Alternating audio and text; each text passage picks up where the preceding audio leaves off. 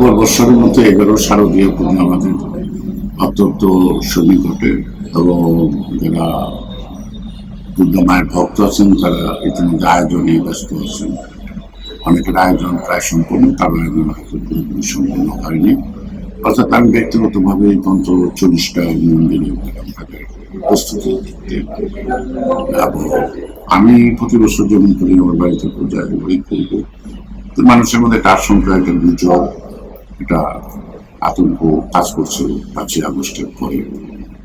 প্রতীক সরকারের যারা আছে তারা ওই তথাকথিত সংখ্যালঘু নির্যাতনের একটা ইস্যু তৈরি করার জন্য তাদের তৎপরতা থাকতে পারে। সেই ক্ষেত্রে আমরা অত্যন্ত সজাগ দলীয় দলের ভারপ্রাপ্ত চেয়ারম্যান যে নির্দেশনা দিয়েছেন এটাকে কঠোর হস্তে গ্রহণ করা।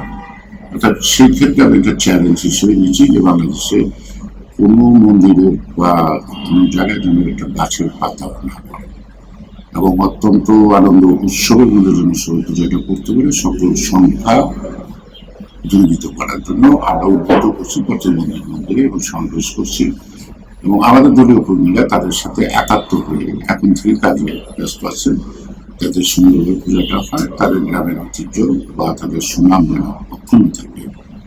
তো আমি বরাবর যেটা করি এবারও করলাম, সেটা যে আমার 61টা মন্দিরে আমরা আর্থিক অনুদান দিলাম সরস্বতী দিয়ে, এবং সেখানকার যারা মোটামুটি ভাবে মানে নিম্ন মধ্যবিত্ত পরিবার আছে তাদের মধ্যে প্রায় 8,000 শাড়িও বিতরণ করলাম, আর্থিক অনুদান দিলাম যাতে তারা একটু স্বাচ্ছন্দ্য পূজাটা করতে পারে।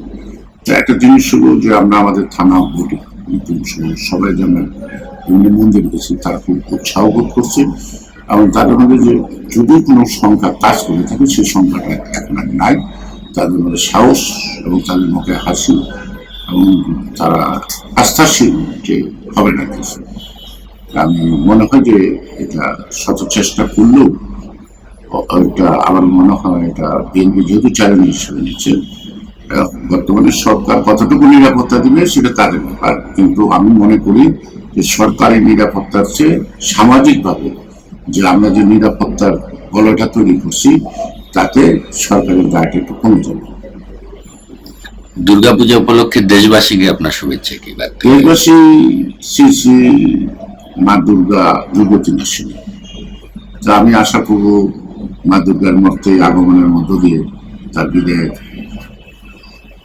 আগে আমরা এটি তার কাছে প্রত্যাশা করব বা প্রার্থনা করব যে তিনি যেন রাষ্ট্র ও সমাজ সকল দুষ্টগ্রহকে বিনাশ করেন, এবং সকলের দুর্গতি বিনাশ করার মধ্য দিয়ে শান্তিপূর্ণ পথে একটি নতুন বাংলাদেশের পথে আমরা এগিয়ে যেতে পারি।